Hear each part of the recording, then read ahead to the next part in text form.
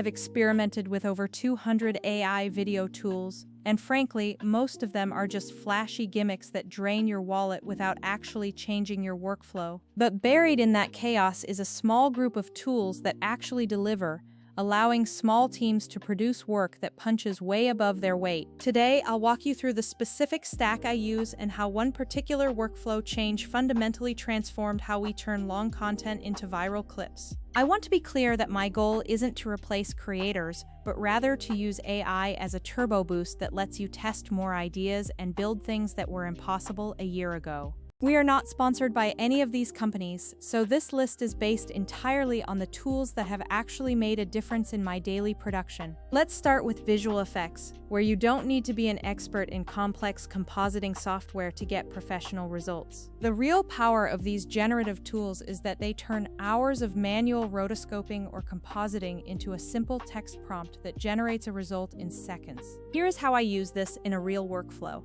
I record a natural long-form piece, generate the necessary visual assets separately, and then bring them into my editing suite. However, the secret isn't just the editing, it's using automated AI to find the viral moments in that long video that would otherwise take hours to hunt for manually. By combining cinematic generative clips with an automated long-form repurposing tool, you can create dozens of platform-optimized shorts without ever hunting through your footage. Take a stunt like a snap and flame effect, for example, which I created instantly and then let the AI automatically identify the perfect viral sweet spot for social sharing. The next piece of the puzzle is music, because hunting for royalty-free tracks that fit your mood can be an absolute grind. Generative audio tools allow you to create custom stems and sound beds in minutes, giving you a unique sound that isn't found on every other creator's channel. I use these to iterate quickly, creating 5 different musical variations to see which one perfectly matches the emotional arc of my video. Then we have voice generation, which is essential if you need a totally natural-sounding narration or need to localize your content for foreign-speaking audiences. You can generate a dubbed audio track that preserves the original cadence and intonation well enough to feel completely authentic to the viewer.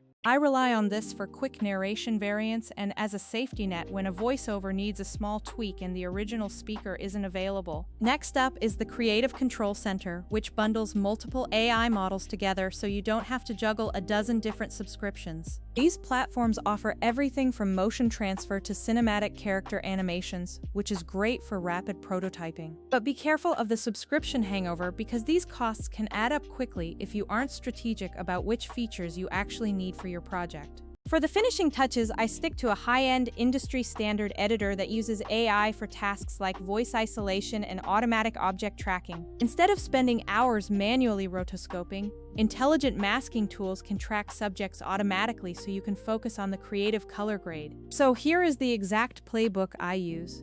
High-end finishing in my NLE, specific assets from generative tools, and then everything runs through an automated repurposing tool. The result is a content machine that handles everything from the thumbnail and captions to scheduling, which cuts my post-production time by more than half.